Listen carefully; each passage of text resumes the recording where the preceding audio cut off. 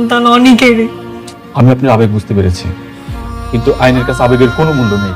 আইন খুঁজে প্রমাণ। একটা উপায় আছে। আমার কাছে যে প্রমাণ নাই। আমি শুনছি যেসব মামলা থানায় নেয় না ওগুলো নাকি কোর্টে নেয়।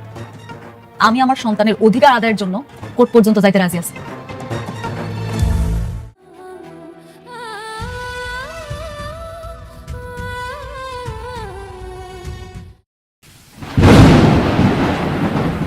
মেঘলার পেটে যে অনিকের সন্তান সেটা প্রমাণিত করার জন্য মেঘলা যে মামলা করবে সেটি কি কোর্ট পর্যন্ত যাবে, নাকি আবার ডিএনএ রিপোর্টের মাধ্যমে সত্যতা সবার সামনে চলে আসবে? হ্যালো ভিউয়ার্স, গরিব ঘরে রাজপুত্র নাটকের ২১তম পর্ব এখনো কেন প্রচারিত হচ্ছে না? গরিব ঘরে রাজপুত্র নাটকের ২১তম পর্বে কি ধামাকাদার কাহিনী ঘটতে চলেছে তা জানাবো আজকের এই ভিডিওতে। এবং গরিব ঘরে রাজপুত্র নাটকের ২১তম পর্ব কবে, কয়টায় এবং কোন চ্যানেলে আপলোড হবে তা জানতে পারবেন এই ভিডিওতে। তাই ভিডিওটি কেউ না টেনে সম্পূর্ণ দেখুন। ২১তম পর্বে আমরা দেখতে পাবো রাতুল কিন্তু মেঘলার পিছু কোনোভাবেই ছাড়বে না, কারণ রাতুল মেঘলাকে পটিয়ে বিয়ে করতে চাইবে এবং সালিমা গ্রুপের মালিক হতে চাইবে। অন্যদিকে মেঘলা তার সন্তানের পরিচয় আদায় করতে উকিলের কাছে যাবে। উকিল তাকে আবার ডিএনএ টেস্ট করতে বলবে, কিন্তু এবার অনিক ডিএনএ টেস্ট করতে রাজি হবে না। আর অন্যদিকে রাতুল অনিক এবং মেঘলার মধ্যে আবার ঝামেলা সৃষ্টি করে দেবে। তাতে মেঘলা অনিককে বিশ্বাস না করে রাতুলকে বেশি বিশ্বাস করতে শুরু করবে। তো ভিউয়ার্স, এখন জানিয়ে দিচ্ছি গরিব ঘরে রাজপুত্র নাটকের ২১তম পর্বটি আগামীকাল শনিবার দুপুর ১২টায় কারু হিম ইউটিউব চ্যানেলে আপলোড হবে।